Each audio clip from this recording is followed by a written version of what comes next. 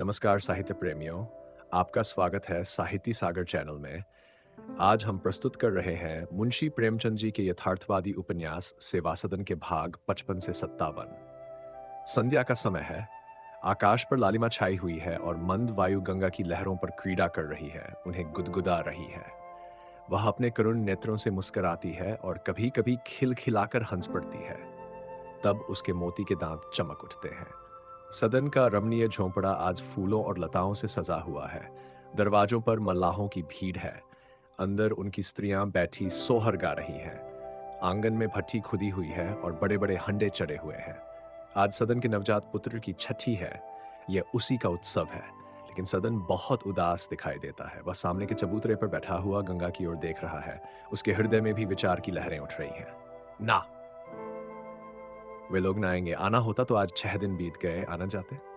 यदि मैं जानता कि वे न आएंगे तो मैं चाचा से भी यह समाचार ना कहता। उन्होंने मुझे मरा हुआ समझ लिया है। वे मुझसे कोई सरोकार नहीं रखना चाहते।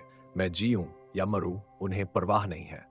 लोग ऐसे अवसर पर अपने शत्रुओं के घर भी जाते हैं।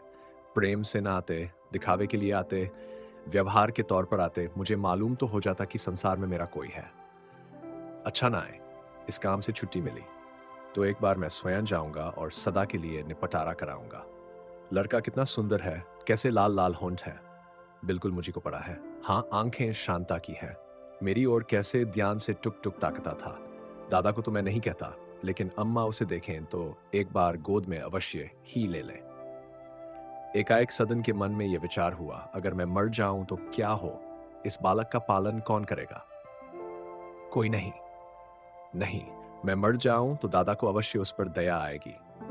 वह इतने निर्दय नहीं हो सकते। जरा देखो, सेविंग बैंक में मेरे कितने रुपए हैं। अभी तक 1000 भी पूरा नहीं। ज्यादा नहीं, अगर 50 रुपए महीना भी जमा कर जाऊं तो साल भर में 600 रुपए हो जाएंगे। ज्यों ही 2000 पूरे हो जाएंगे, घर बनवाना शुरू कर दूंगा। 2 कमरे सामने, 5 कमरे भीतर। दरवाजे पर मेहराबदार साइवान, पटाव के ऊपर 2 कमरे हों तो मकान अच्छा हो। कुर्सी ऊंची रहने से घर की शोभा बढ़ जाती है। कम से कम 5 फुट की कुर्सी दूंगा। सदन इन्हीं कल्पनाओं का आनंद ले रहा था।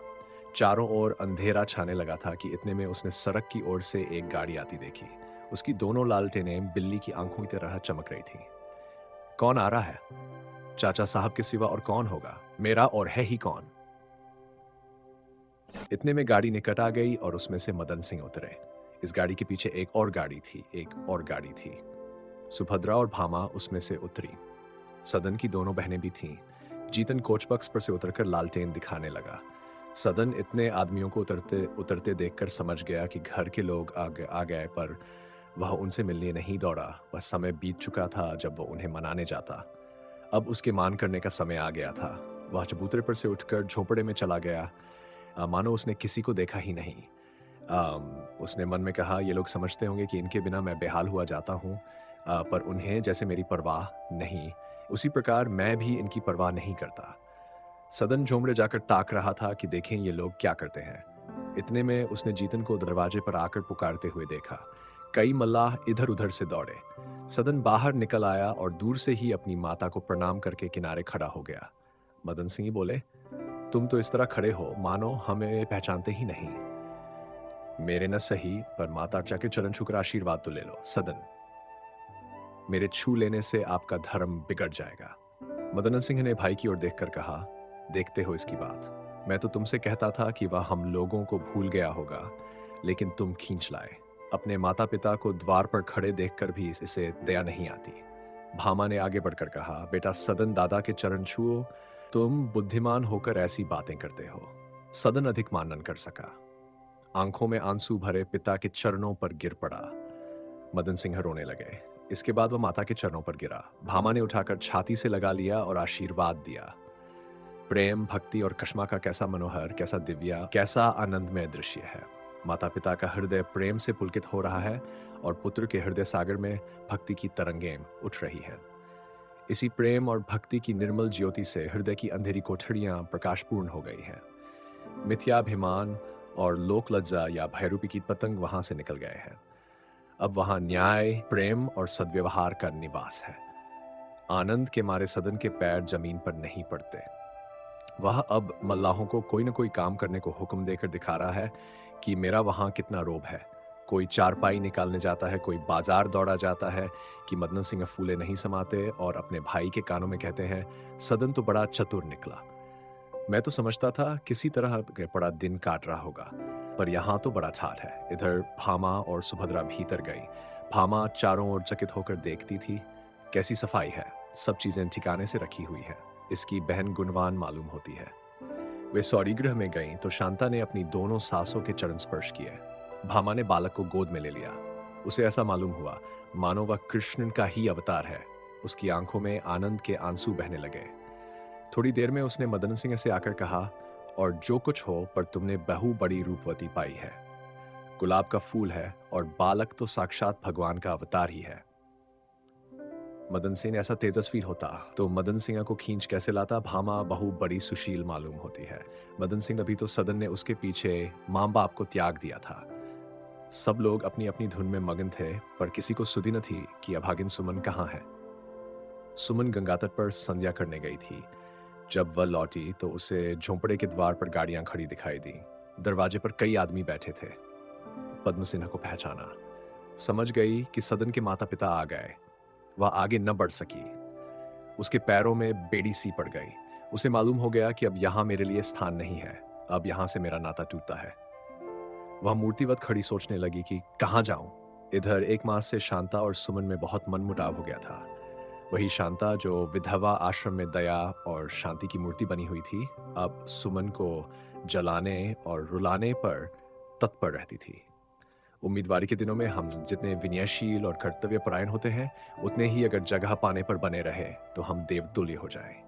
उस समय शांता को सहानुभूति की जरूरत थी। प्रेम की आकांक्षा ने उसके चित्त को उदार, कोमल, नम्र बना दिया था। पर अब अपना प्रेम रत्न पाकर किसी दरिद्र से धनी हो जाने वाले मनुष्य की भांति उसका हृदय कठोर हो गया था।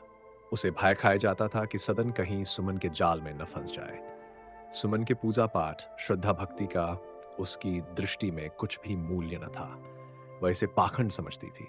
सुमन सिर में तेल मलने या साफ कपड़ा पहनने के लिए तरस जाती थी। शांता इसे समझती थी। वह सुमन के आचार व्यवहार को बड़ी तीव्र दृष्टि से देखती रहती थी। सदन से जो कुछ कहना होता, सुमन शांता से कहती। यहां तक कि शांता भोजन के समय भी रसोई में किसी न किसी बहाने आ बैठती थी। वह अपने प्रसवकाल के पहले सुमन को किसी भांति वहां से टालना चाहती थी, क्योंकि सौरी गृह में बंद होकर सुमन की देखभाल न कर सकेगी। उसे और सब कष्ट सहना मंजूर था, पर यह दाह न सही जाती थी। लेकिन सुमन सब कुछ देखते हुए भी न देखती थी, सब कुछ सुनते हुए भी कुछ न सुनती थी। नदी में डूबते हुए मनुष्य के समान वह इस तिनके के सहारे को ही छोड़ सकती थी। वह अपना जीवन मार्ग स्थिर कर सकती थी, पर इस समय सदन के माता पिता को यहां देखकर उसे यह सहारा छोड़ना पड़ा। इच्छा शक्ति जो कुछ न कर सकती थी, वह इस अवस्था ने कर दिखाया। वह पांव दबाती हुई धीरे धीरे झोंपड़े के पिछवाड़े आई और कान लगाकर सुनने लगी कि देखूं ये लोग मेरी कुछ चर्चा तो नहीं कर रहे हैं। आध घंटे तक वह इसी प्रकार खड़ी रही। भामा और सुभद्रा इधर उधर की बातें कर रही थी। अंत में भामा ने कहा, क्या इसकी बहन यहाँ नहीं रहती? सुभद्रा, रहती क्यों नहीं? कहां जाने वाली है? दिखाई नहीं देती।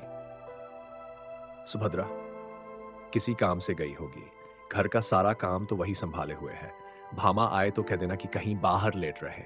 सदन उसी का बनाया खाता होगा। शांता सौरीगृह में से बोली, नहीं, अभी तक तो मैं ही बनाती रही हूं। आजकल वह अपने हाथ से बना लेते हैं। भामा, तब भी घड़ा बर्तन तो वह छूती ही रही होगी। ये घड़ा फिंकवा दो, बर्तन फिर से धुल जाएंगे। सुभद्रा, बाहर कहां सोने की जगह है? भामा, हो चाहे न हो, लेकिन यहां मैं उसे न सोने दूंगी। वैसी स्त्री का क्या विश्वास? सुभद्रा, नहीं दीदी, वह अब वैसी नहीं है। वह बड़े नेम धर्म से रहती है। भामा, चलो, वह बड़ी नेम धर्म से रहने वाली है। 7 घाट का पानी पी के आज नेम वाली बनी है। देवता की मूरत टूटकर फिर नहीं जुड़ती। वह अब देवी बन जाए तब भी मैं विश्वास न करूं। सुमन इसे ज्यादा न सुन सकी। उसे ऐसा मालूम हुआ मानो किसी ने लोहा लाल करके उसके हृदय में चुभा दिया। उल्टे पांव लौटी और उसी अंधकार में एक ओर चल पड़ी। अंधेरा खूब छाया था, रास्ता भी अच्छी तरह न सूझता था, पर सुमन गिरती पड़ती चली जाती थी। मालूम नहीं कहां, किधर। वह अपने होश में न थी। लाठी खाकर घबराए हुए के समान वह मूर्छावस्था में लुढ़कती जा रही थी। संभलना चाहती थी पर संभल न सकती थी। यहाँ तक कि उसके पैरों में एक बड़ा सा कांटा चुभ गया। वह पैर पकड़कर बैठ गई। चलने की शक्ति न रही। उसने बेहोशी के बाद होश में आने वाले मनुष्य के समान इधर-उधर चौंक कर देखा। चारों ओर सन्नाटा था। गहरा अंधकार छाया हुआ था। केवल सियार अपना राग अलाप रहे थे। यहाँ मैं अकेली हूँ, यह सोचकर सुमन के रोएं खड़े हो गए। अकेला मन किसे कहते हैं, ये उसे आज मालूम हुआ। लेकिन ये जानते हुए भी कि यहाँ कोई नहीं है, मैं ही अकेली हूँ। उसे अपने चारों ओर नीचे ऊपर नाना प्रकार के जीव आकाश में चलते हुए दिखाई देते थे। यहाँ तक कि उसने घबराकर आंखें बंद कर ली। निर्जनता कल्पना को अत्यंत रचनाशील बना देती है। सुमन सोचने लगी, मैं कैसी अभागिन हूं, और सगी बहन भी अब मेरी सूरत नहीं देखना चाहती। उसे कितना अपनाना चाहा पर वह अपनी न हुई। मेरे सिर कलंक का टीका लग गया और वह अब धोने से नहीं धुल सकता। मैं उसको या किसी को दोष क्यों दूं? यह सब मेरे कर्मों का फल है। आह! एंडी में कैसी पीड़ा हो रही है। यह कांटा कैसे निकलेगा? भीतर उसका एक टुकड़ा टूट गया है। कैसा टपक रहा है। नहीं, मैं किसी को दोष नहीं दे सकती। बुरे कर्म तो मैंने किए हैं, उनका फल कौन भोगेगा? विलास लालसा ने मेरी ये दुर्गति की। कैसी अंधी हो गई थी, केवल इंद्रियों के सुख भोग के लिए अपनी आत्मा का नाश कर बैठी। मुझे कष्ट अवश्य था। मैं गहने कपड़े को तरसती थी, अच्छे भोजन को तरसती थी, प्रेम को तरसती थी। उस समय मुझे अपना जीवन दुख में दिखाई देता था, पर वह अवस्था भी तो मेरे पूर्वजन्म के कर्मों का फल थी। और क्या ऐसी स्त्रियां नहीं हैं जो उससे कहीं अधिक कष्ट झेलकर भी अपनी आत्मा की रक्षा करती हैं? दमयंती पर कैसे कैसे दुख पड़े। सीता को रामचंद्र ने घर से निकाल दिया। वह बरसों जंगलों में नाना प्रकार के क्लेश उठाती रहीं। सावित्री ने कैसे कैसे दुख सहे, पर वह धर्म पर दृढ़ रहीं। उतनी दूर क्यों जाऊं, मेरे ही पड़ोस में कितनी स्त्रियां रो रो कर दिन काट रही थीं। अमोला में वह बेचारी अहीरिन कैसी विपत्ति झेल रही थी। उसका पति परदेश से बरसों न आता था। बेचारी उपवास करके पड़ी रहती थी। हाय! इतनी सुंदरता ने मेरी मिट्टी खराब की। मेरे सौंदर्य के अभिमान ने मुझे ये दिन दिखाया। हाँ प्रभु, तुम सुंदरता देकर मन को चंचल क्यों बना देते हो? मैंने सुंदर स्त्रियों को प्रायः चंचल ही पाया। कदाचित ईश्वर इस युक्ति से हमारी आत्मा की परीक्षा करते हैं, अथवा जीवन मार्ग में सुंदरता रूपी बाधा डालकर हमारी आत्मा को बलवान पुष्ट बनाना चाहते हैं। सुंदरता रूपी आग में आत्मा को डालकर उसे चमकाना चाहते हैं। पर हाँ, अज्ञानवश हमें कुछ नहीं सूझता। यह आग हमें जला डालती है, यह हमें विचलित कर देती है। यह कैसे बंद हो, न जाने किस चीज का कांटा था। जो कोई आके मुझे पकड़ ले तो यहाँ चिल्लाऊंगी तो कौन सुनेगा? कुछ नहीं, यह न विलास प्रेम का दोष है, न सुंदरता का दोष है। यह सब मेरे अज्ञान का दोष है। भगवान, मुझे ज्ञान दो। तुम ही अब मेरा उद्धार कर सकते हो। मैंने भूल की कि विधवाश्रम में गई। सदन के साथ रहकर भी मैंने भूल की। मनुष्यों से अपने उद्धार की आशा रखना व्यर्थ है। ये आप ही मेरी तरह अज्ञान में पड़े हुए हैं। ये मेरा उद्धार क्या करेंगे? मैं उसी की शरण में जाऊंगी। लेकिन कैसे जाऊं? कौन सा मार्ग है? 2 साल से धर्म ग्रंथों को पढ़ती हूं, पर कुछ समझ में नहीं आता। ईश्वर, तुम्हें कैसे पाऊं? मुझे इस अंधकार से निकालो। तुम दिव्य हो, जानमय हो। तुम्हारे प्रकाश में संभव है यह अंधकार विच्छिन्न हो जाए। ये पत्तियां क्यों खड़खड़ा रही हैं? कोई जानकर तो नहीं आता? नहीं, कोई अवश्य आता है। सुमन खड़ी हो गई। उसका चित्त दृढ़ था। वह निर्भय हो गई थी। सुमन बहुत देर तक इन्हीं विचारों में मग्न रही। इससे उसके हृदय को शांति न होती थी। आज तक उसने इस प्रकार कभी आत्मविचार नहीं किया था। इस संकट में पड़कर उसकी सदिच्छा जागृत हो गई थी। रात बीत चुकी थी। वसंत की शीतल वायु चलने लगी। सुमन ने साड़ी समेट ली और घुटनों पर सिर रख लिया। उसे वह दिन याद आया जब इसी अतु में इसी समय वह अपने पति के द्वार पर बैठी हुई सोच रही थी कि कहाँ जाऊं। उस समय वह विलास की आग में जल रही थी। आज भक्ति की शीतल छाया ने उसे आश्रय दिया था। एकाएक उसकी आंखें झपक गईं। उसने देखा कि स्वामी गजानन मृगचर्म धारण किए उसके सामने खड़े दयापूर्ण नेत्रों से उसकी ओर ताक रहे हैं। सुमन उनके चरणों पर गिर पड़ी और दीन भाव से बोली, स्वामी, मेरा उद्धार कीजिए। सुमन ने देखा कि स्वामी जी ने उसके सिर पर दया से हाथ फेरा और कहा, ईश्वर ने मुझे इसीलिए तुम्हारे पास भेजा है। बोलो, क्या चाहती हो? धन? नहीं महाराज, धन की इच्छा नहीं। स्वामी, भोगविलास? सुमन, महाराज, इसका नाम न लीजिए, मुझे जान दीजिए। स्वामी, अच्छा तो सुनो। सतयुग में मनुष्य की मुक्ति ज्ञान से होती थी, त्रेता में सत्य से, द्वापर मना भक्ति से, पर इस कलयुग में इसका केवल एक ही मार्ग है और वह है सेवा। इसी मार्ग पर चलो, तुम्हारा उद्धार होगा। जो लोग तुमसे भी दीन, दुखी, दलित हैं, उनकी शरण में जाओ और उनका आशीर्वाद तुम्हारा उद्धार करेगा। कलयुग में परमात्मा इसी दुख सागर में वास करते हैं। सुमन की आंखें खुल गईं। उसने इधर उधर देखा। उसे निश्चय था कि मैं जागती थी। इतनी जल्दी स्वामी जी कहाँ अदृश्य हो गए। अकस्मात उसे ऐसा प्रतीत हुआ कि सामने पेड़ों के नीचे स्वामी जी लालटेन लिए खड़े हैं। वह उठकर लंगड़ाती उनकी ओर चली। उसने अनुमान किया था कि वृक्ष समूह 100 गज के अंतर पर होगा, पर वह 100 के बदले 200, 300, 400 गज चली गई और वह वृक्षपुंज और उनके नीचे स्वामी जी लालटेन लिए हुए उतनी ही दूर खड़े थे। सुमन को भ्रम हुआ, मैं सो तो नहीं रही हूं? ये कोई स्वप्न तो नहीं है? इतना चलने पर भी वह उतनी ही दूर है। उसने जोर से चिल्लाकर कहा, महाराज, आती हूं, आप जरा ठहर जाए। उसके कानों में शब्द सुनाई दिए, चली आओ, मैं खड़ा हूं। सुमन फिर चली, पर 200 कदम चलने पर वह थक कर बैठ गई। वह वृक्ष समूह और स्वामी जी ज्यों त्यों सामने 100 गज की दूरी पर खड़े थे। भय से सुमन के रोएं खड़े हो गए। उसकी छाती धड़कने लगी और पैर थर थर कांपने लगे। उसने चिल्लाना चाहा, पर आवाज न निकली। सुमन ने सावधान होकर विचार करना चाहा कि यह क्या रहस्य है। मैं कोई प्रेत लीला तो नहीं देख रही हूं, लेकिन कोई अज्ञात शक्ति उसे उधर खींचे लिए जाती थी। मानो इच्छा शक्ति मन को छोड़कर उसी रहस्य के पीछे दौड़ी जाती है। सुमन फिर चली। अब वह शहर के निकट आ गई थी। उसने देखा कि स्वामी जी एक छोटी सी झोंपड़ी में चले गए और वृक्ष समूह अदृश्य हो गया। सुमन ने समझा यही उनकी कुटी है। उसे बड़ा धीरज हुआ। अब स्वामी जी से अवश्य भेंट होगी, उन्हीं से यह रहस्य खुलेगा। उसने कुटी के द्वार पर जाकर कहा, स्वामी जी, मैं हूं सुमन। यह कुटी गजानंद की ही थी, पर वह सोए हुए थे। सुमन को कुछ जवाब न मिला। सुमन ने साहस करके कुटी में झांका। आग जल रही थी और गजानंद कंबल ओढ़े सो रहे थे। सुमन को अचंभा हुआ कि अभी तो चले आते हैं, इतनी जल्दी सो कैसे गए और वह लालटेन कहाँ चली गई। जोर से पुकारा, स्वामी जी। गजानंद उठ बैठे और विस्मित नेत्रों से सुमन को देखा। वह 1 मिनट तक ध्यानपूर्वक उसे देखते रहे, तब बोले, सुमन। सुमन, हाँ महाराज, मैं हूं।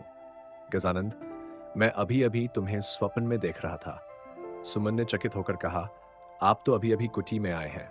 गजानंद, नहीं, मुझे सोए बहुत देर हुई, मैं तो कुटी से निकला नहीं, अभी स्वप्न में तुम्ही को देख रहा था। सुमन, और मैं आप ही के पीछे पीछे गंगा किनारे से चली आ रही हूं। आप लालटेन लिए मेरे सामने चले आते थे। गजानंद ने मुस्कुराकर कहा, तुम धोखा हुआ। सुमन, धोखा होता तो मैं बिना देखे सुने यहां कैसे पहुंच जाती? मैं नदी किनारे अकेले सोच रही थी कि मेरा उद्धार कैसे होगा। मैं परमात्मा से विनय कर रही थी कि मुझ पर दया करो और अपनी शरण में लो। इतने में आप वहां पहुंचे और मुझे सेवा धर्म का उपदेश दिया। मैं आपसे कितनी ही बातें पूछना चाहती थी, पर आप अदृश्य हो गए। किंतु एक क्षण में मैंने आपको लालटेन लिए थोड़ी दूर पर खड़े देखा। बस आपके पीछे दौड़ी। ये रहस्य मेरी समझ में नहीं आता, कृपा करके मुझे समझाए। गजानंद, संभव है ऐसा ही हुआ हो, या पर ये बातें अभी तुम्हारी समझ में नहीं आएंगी। सुमन, कोई देवता तो नहीं थे जो आपका वेश धारण करके मुझे आपकी शरण में लाए हो? गजानंद, यह भी संभव है। तुमने जो कहा वही मैं स्वप्न में देख रहा था और तुम्हें सेवा धर्म का उपदेश कर रहा था। सुमन, तुम मुझे भली भांति जानती हो। तुमने मेरे हाथों बहुत दुख उठाए हैं, बहुत कष्ट सहे हैं। तुम जानती हो मैं कितने नीच प्रकृति का अधम जीव हूं, लेकिन अपनी उन नीचताओं का स्मरण करता हूं तो मेरा हृदय व्याकुल हो जाता है। तुम आदर के योग्य थी, मैंने तुम्हारा निरादर किया।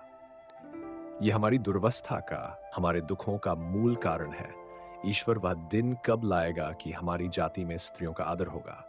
स्त्री मैले कुचैल, फटे पुराने वस्त्र पहनकर, आभूषण विहीन होकर, आधे पेट सूखी रोटी खाकर, झोंपड़े में रहकर, मेहनत मजदूरी कर, सब कष्टों को सहते हुए भी आनंद से जीवन व्यतीत कर सकती है। केवल घर में उसका आदर होना चाहिए, उससे प्रेम होना चाहिए। आदर या प्रेम विहीन महिला महलों में भी सुख से नहीं रह सकती। पर मैं अजान, अविद्या के अंधकार में पड़ा हुआ था। अपना उद्धार करने का साधन मेरे पास न था। न ज्ञान था, न विद्या थी, न भक्ति थी, न कर्म का सामर्थ्य था। मैंने अपने बंधुओं की सेवा करने का निश्चय किया। यही मार्ग मेरे लिए सबसे सरल था। तब से मैं यथाशक्ति इसी मार्ग पर चल रहा हूँ और अब मुझे अनुभव हो रहा है कि आत्मोद्धार के मार्गों में केवल नाम का अंतर है। मुझे इस मार्ग पर चलकर शांति मिली है और मैं तुम्हारे लिए भी यही मार्ग सबसे उत्तम समझता हूँ। मैंने तुम्हें आश्रम में देखा, सदन के घर में देखा। देखा, तुम सेवाव्रत में मग्न थीं। तुम्हारे लिए ईश्वर से यही प्रार्थना करता था। तुम्हारे हृदय में दया है, प्रेम है, सहानुभूति है और सेवा धर्म के यही मुख्य साधन है। तुम्हारे लिए उसका द्वार खुला है, वह तुम्हें अपनी ओर बुला रहा है, उसमें प्रवेश करो। ईश्वर तुम्हारा कल्याण करेंगे। सुमन को गजानंद के मुखारविंद पर एक विमल ज्योति का प्रकाश दिखाई दिया। उसके अंतःकरण में एक अद्भुत श्रद्धा और भक्ति का भाव उदय हुआ। उसने सोचा, इनकी आत्मा में कितनी दया और प्रेम है। हाय, मैंने ऐसे नर रत्न का तिरस्कार किया। इनकी सेवा में रहती तो मेरा जीवन सफल हो गया होता। बोली, महाराज, आप मेरे लिए ईश्वर रूप है। आपके ही द्वारा मेरा उद्धार हो सकता है। मैं अपना तन मन आपकी सेवा में अर्पण करती हूँ। यही प्रतिज्ञा एक बार मैंने की थी, पर अज्ञानतावश उसका पालन न कर सकी। वह प्रतिज्ञा मेरे हृदय से न निकली थी। आज मैं सच्चे मन से यह प्रतिज्ञा करती हूँ। आपने मेरी बांह पकड़ी थी। अब यद्यपि मैं पतित हो गई हूँ, पर आप अपनी उदारता से मुझे क्षमादान कीजिए और मुझे सन्मार्ग पर ले जाइए। गजानंद को इस समय सुमन के चेहरे पर प्रेम और पवित्रता की छटा दिखाई दी। वह व्याकुल हो गए।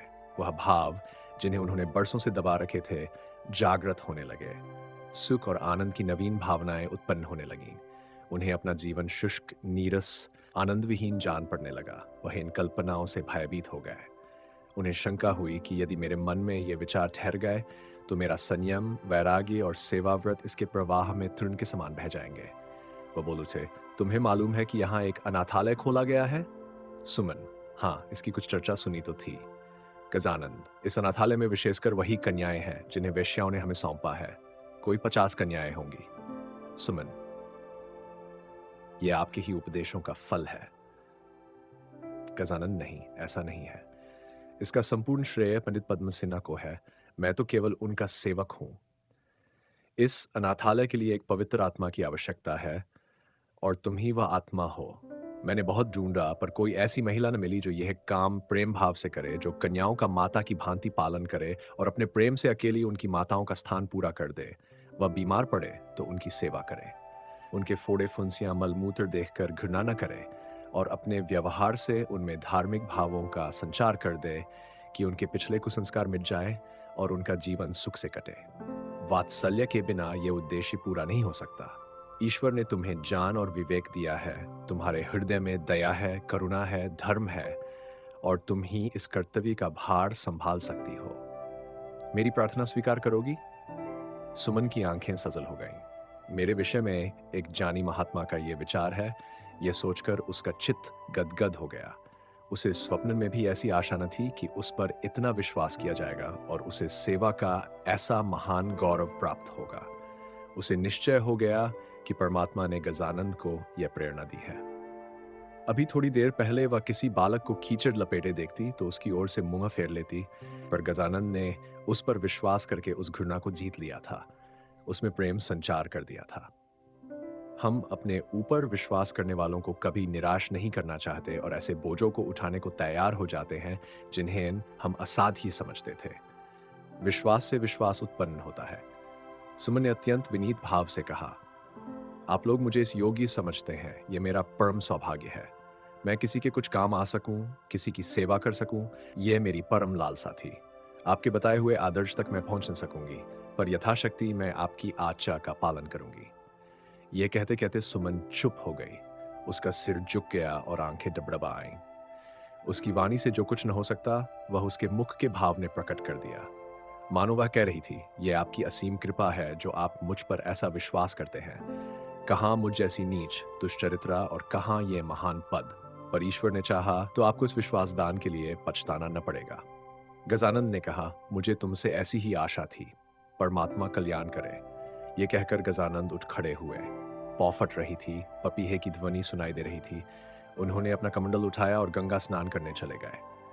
सुमन ने कुकुटी के बाहर निकलकर देखा, जैसे हम नींद से जाकर देखते हैं। समय कितना सुहावना है, कितना शांतिमय, कितना उत्साहपूर्ण। क्या उसका भविष्य भी ऐसा ही होगा? क्या उसके भविष्य जीवन का भी प्रभात होगा? उसमें भी कभी उषा की झलक दिखाई देगी, कभी सूर्य का प्रकाश होगा? हाँ, होगा। और यह सुहावना शांतिमय भात आने वाले दिन रूपी जीवन का प्रभात है। 1 साल बीत गया। पंडित मदन सिंह पहले तीर्थ यात्रा पर उधार खाए बैठे थे। जान पड़ता था, सदन के घर आते ही एक दिन भी न ठहरेंगे, सीधे बद्रीनाथ पहुंचकर दम लेंगे। पर जब से सदन आ गया है उन्होंने भूलकर भी तीर्थ यात्रा का नाम नहीं लिया। पोते को गोद में लिए असामियों का हिसाब करते हैं, खेतों की निगरानी करते हैं। माया ने और भी जकड़ लिया है। हाँ, भामा अब कुछ निश्चिंत हो गई है। पड़ोसियों से वार्तालाप करने का कर्तव्य अपने सिर से नहीं हटाया। शेष कार्य उसने शांता पर छोड़ दिए हैं। पंडित पद्म सिंह ने वकालत छोड़ दी। अब वह म्यूनिसिपैलिटी के प्रधान कर्मचारी हैं। इस काम से उन्हें बहुत रुचि है। शहर दिनों दिन उन्नति कर रहा है। साल के भीतर ही कई नई सड़कें, नए बाग तैयार हो गए हैं। अब उनका इरादा है इक्के और गाड़ी वालों के लिए शहर के बाहर एक मोहल्ला बनवा दें। शर्मा जी के कई पहले के मित्र अब उनके विरोधी हो गए हैं और पहले के कितने ही विरोधियों से मेल हो गया है, किंतु महाशय विठलदास पर उनकी श्रद्धा दिनों दिन बढ़ती जाती है। वह बहुत चाहते हैं कि महाशय को म्यूनिसिपैलिटी में कोई अधिकार दें, पर विठलदास राजी नहीं होते। वह निस्वार्थ कर्म की प्रतिज्ञा को नहीं तोड़ना चाहते। उनका विचार है कि अधिकारी बनकर वह इतना हित नहीं कर सकते जितना पृथक रहकर कर सकते हैं। उनका विधवाश्रम इन दिनों बहुत उन्नति पर है और म्यूनिसिपैलिटी से उसे विशेष सहायता मिलती है। आजकल वह कृषकों की सहायता के लिए एक कोष स्थापित करने का उद्योग कर रहे हैं, जिससे किसानों को बीज और रुपए नाम मात्र सूद पर उधार दिए जा सके। इस सत्कार्य में सदन बाबू विठल दास का दाहिना हाथ बना हुआ है। सदन का अपने गांव में मन नहीं लगा।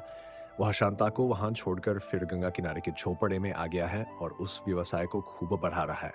उसके पास अब 5 नावें हैं और सैकड़ों रुपए महीने का लाभ हो रहा है। वह अब एक स्टीमर मोल लेने का विचार कर रहा है। स्वामी गजानंद अधिकतर देहातों में रहते हैं। उन्होंने निर्धनों की कन्याओं का उद्धार करने के निमित्त अपना जीवन अर्पण कर दिया है। शहर में आते हैं तो 2-1 दिन से अधिक नहीं ठहरते। कार्तिक का महीना था। पद्म सिंह सुभद्रा को लेकर गंगा स्नान कराने ले गए थे। लौटती बार वह अलीपुर की ओर से आ रहे थे। सुभद्रा गाड़ी की खिड़की से बाहर झांकती चली आती थी और सोचती थी कि यहाँ इस सन्नाटे में लोग कैसे रहते हैं, उनका मन कैसे लगता है।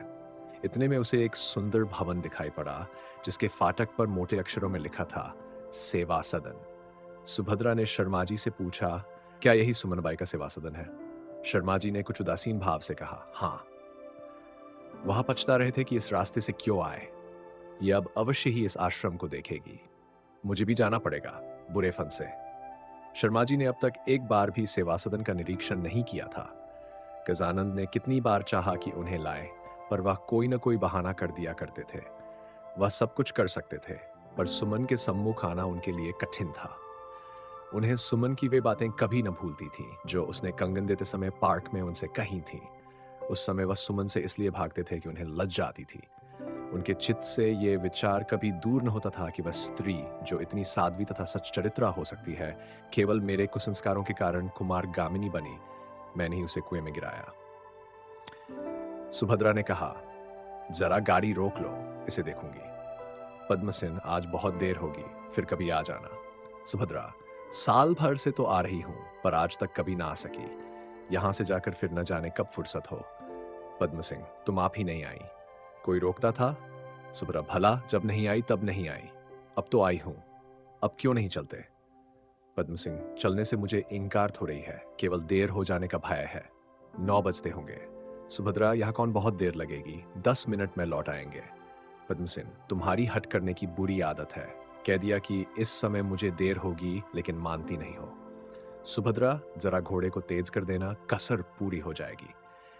पद्मसिंह, अच्छा तो तुम जाओ, अब से संध्या तक जब जी चाहे घर लौट आना। मैं चलता हूं, गाड़ी छोड़े जाता हूं, रास्ते में कोई सवारी किराए पर कर लूंगा। सुभद्रा, तो इसकी क्या आवश्यकता है, तुम यहीं बैठे रहो, मैं अभी लौट आती हूँ। पद्मसिंह, गाड़ी से उतरकर मैं चलता हूँ, तुम्हारा जब जी चाहे आना। इस हीले हवाले का कारण समझ गई। उसने जगत में कितनी बार सेवा सदन लाए की प्रशंसा पड़ी थी। पंडित प्रभाकर राव की इन दिनों सेवा सदन पर बड़ी दया दृष्टि थी। अतएव सुभद्रा को इस आश्रम से प्रेम सा हो गया था और सुमन के प्रति उसके हृदय में भक्ति उत्पन्न हो गई थी। वह सुमन को इस नई अवस्था में देखना चाहती थी। उसको आश्चर्य होता था कि सुमन इतने नीचे गिरकर कैसे ऐसी विदुषी हो गई कि पत्रों में प्रशंसा उसकी छपती है। उसके जी में तो आया कि पंडित जी को खूब आड़े हाथों लेस, पर साइज खड़ा था, इसलिए कुछ न बोल सकी। गाड़ी से उतरकर आश्रम में दाखिल हुई। बस यूं ही बरामदे में पहुंची कि एक स्त्री ने भीतर जाकर सुमन को उसके आने की सूचना दी और एक क्षण में सुभद्रा ने सुमन को आते देखा। वह उस केशहीना, आभूषण विहीना सुमन को देखकर चकित हो गई।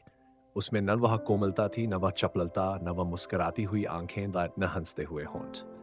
रूप लावण्य की जगह पवित्रता की ज्योति झलक रही थी। सुमन निकट आकर सुभद्रा के पैरों पर गिर पड़ी और सजल नयन होकर बोली, बहू जी, आज मेरे धन्य भाग्य है कि आपको यहाँ देख रही हूँ। सुभद्रा की आंखें भर आई। उसने सुमन को उठाकर छाती से लगा लिया और गदगद स्वर में कहा, बाई जी, आने का तो बहुत जी चाहता था, पर आलस्यवश अब तक ना आ सकी थी। सुमन, शर्मा जी भी हैं या आप अकेले ही आई हैं? सुभद्रा, साथ तो थे, पर उन्हें देर हो गई थी, इसलिए वह दूसरी गाड़ी करके चले गए। सुमन ने उदास होकर कहा, देर तो क्या होती थी, पर वह यहां आना ही नहीं चाहते। मेरा अभागी। दुख केवल यह है कि जिस आश्रम के वह स्वयं जन्मदाता है, उससे मेरे कारण उन्हें इतनी घृणा है। मेरी हृदय से अभिलाषा थी कि एक बार आप और वह दोनों यहां आते। आधी तो आज पूरी हुई, शेष भी न कभी पूरी होगी ही, वह मेरे उद्धार का दिन होगा। यह कहकर सुमन ने सुभद्रा को आश्रम दिखाना शुरू किया। भवन में 5 बड़े कमरे थे। पहले कमरे में लगती सबालिकाएं बैठी हुई कुछ पढ़ रही थी। उनकी अवस्था 12 वर्ष से 15 तक की थी। अध्यापिका ने सुभद्रा को देखते ही आकर उससे हाथ मिलाया और चिकराया। सुभद्रा को यह सुनकर बड़ा आश्चर्य हुआ कि वह महिला मिस्टर रुस्तम भाई बैरिस्टर की सुयोग्य पत्नी है। नित्य 2 घंटे के लिए आश्रम में आकर इन युवतियों को पढ़ाया करती। दूसरे कमरे में भी इतनी कन्याएं थीं। उनकी अवस्था 8 से लेकर 12 वर्ष तक थी। उनमें कोई कपड़े काटती थी, कोई सीती थी और कोई अपने पास वाली लड़की को चिकोटी काटती थी। यहाँ कोई अध्यापिका न थी, एक बूढ़ा दर्जी काम कर रहा था। सुमन ने कन्याओं के तैयार किए हुए कुर्ते, जैकेट आदि सुभद्रा को दिखाए। तीसरे कमरे में 15-20 छोटी छोटी बालिकाएं थीं, कोई 5 वर्ष से अधिक की थी। इनमें कोई गुड़िया खेलती थी, कोई दीवार पर लटकती हुई तस्वीरें देखती थी। सुमन आप ही इस कक्षा की अध्यापिका थी। सुभद्राएं हाथ से सामने वाले बगीचे में आकर इन्हीं लड़कियों के लगाए हुए फूल पत्ते देखने लगी। कन्याएं वहां आलू गोभी की क्यारियों में पानी दे रही थीं। उन्होंने सुभद्रा को सुंदर फूलों का एक गुलदस्ता भेंट किया। भोजनालय में कई कन्याएं बैठी भोजन कर रही थीं। सुमन ने सुभद्रा को इन कन्याओं के बनाए हुए अचार मुरबे आदि दिखाए। सुभद्रा को यहाँ का सुप्रबंध, शांति और कन्याओं का शील स्वभाव देखकर बड़ा आनंद हुआ। उसने मन में सोचा, सुमन इतने बड़े आश्रम को अकेले कैसे चलाती होगी? मुझसे तो कभी न हो सकता। कोई लड़की मलिन या उदास नहीं दिखाई देती। सुमन ने कहा, मैंने ये भार अपने ऊपर ले तो लिया, पर मुझ में संभालने की शक्ति नहीं है। लोग जो सलाह देते हैं वही मेरा आधार है। आपको भी जो कुछ त्रुटि दिखाई दे वह कृपा करके बता दीजिए, इससे मेरा उपकार होगा। सुभद्रा ने हंसकर कहा, बाई जी, मुझे लज्जती न करो। मैंने तो जो कुछ देखा है उसी से चकित हो रही हूँ। तुम्हें सलाह क्या दूंगी? बस इतना ही कह सकती हूँ कि ऐसा अच्छा प्रबंध विधवा आश्रम का भी नहीं है। सुमन, आप संकोच कर रही हैं। सुभद्रा, नहीं, सत्य कहती हूँ। मैंने जैसा सुना था इसे उससे बढ़कर पाया। हाँ, ये तो बताओ, इन बालिकाओं की माताएं इन्हें देखने आती हैं या नहीं? सुमन, आती हैं, पर मैं यथासाध्य इस मेल मिलाप को रोकती हूँ। सुभद्रा, अच्छा, इनका विवाह कहाँ होगा? सुमन, यह तो टेढ़ी खीर है। हमारा कर्तव्य यह है कि इन कन्याओं को चतुरी बनने के योग्य बना दें। उनका आदर समाज करेगा या नहीं, मैं नहीं कह सकती। सुभद्रा, बैरिस्टर साहब की पत्नी को इस काम में बड़ा प्रेम है। सुमन, यह कहे कि आश्रम की स्वामिनी वही है। मैं तो केवल उनकी आज्ञाओं का पालन करती हूँ। सुभद्रा, क्या कहूँ, मैं किसी योग्य नहीं, नहीं तो मैं भी यहाँ कुछ काम किया करती। सुमन, आते आते तो आप आज आई हैं, उस पर शर्मा जी को नाराज करके। शर्मा जी फिर इधर आने तक न देंगे। सुभद्रा, नहीं, अब की इतवार को मैं उन्हें अवश्य खींच लाऊंगी। बस मैं लड़कियों को पान लगाना और खाना सिखाया करूंगी। हंसकर इस काम में आप कितनी ही लड़कियों को अपने से भी निपुण पाएंगी। इतने में 10 लड़कियां सुंदर वस्त्र पहने हुए आईं और सुभद्रा के सामने खड़ी होकर मधुर स्वर में गाने लगी। हे जगत पिता, जगत प्रभु, मुझे अपना प्रेम और प्यार दे। तेरी भक्ति में लगे मन मेरा विषय कामना को बिसार दे। सुभद्रा ये गीत सुनकर बहुत प्रसन्न हुई और लड़कियों को 5 रुपए इनाम दिया। जब वह चलने लगी तो सुमन ने करुण स्वर में कहा, मैं इसी रविवार को आपकी राह देखूंगी। सुभद्रा, मैं अवश्य आऊंगी। सुमन, शांता तो कुशल से है? सुभद्रा, हाँ, पत्र आया था। सदन तो यहाँ नहीं आए? सुमन नहीं, पर 2 रुपए मासिक चंदा भेज दिया करते हैं। सुभद्रा, अब आप बैठिए, मुझे आज्ञा दीजिए। सुमन, आपके आने से मैं कृतार्थ हो गई। आपकी भक्ति, आपका प्रेम, आपकी कार्यकुशलता, किस-किस की बढ़ाई करूँ? आप वास्तव में स्त्री समाज का श्रृंगार हैं। सजल नेत्रों से मैं तो अपने को आपकी दासी समझती हूँ। जब तक जीऊँगी, आप लोगों का यश मानती रहूँगी। मेरी बाँह पकड़ी और मुझे डूबने से बचा लिया। परमात्मा आप लोगों का सदैव कल्याण करे। आज हम पहुँचे हैं उस पड़ाव पर जहाँ मुंशी प्रेमचंद जी के उपन्यास सेवा सदन की कहानी पूर्ण होती है। यदि इन भागों ने आपको स्पर्श किया हो, तो कृपया इस वीडियो को लाइक करें, अपने विचार कमेंट में साझा करें और साहित्य सागर चैनल को सब्सक्राइब करें। धन्यवाद।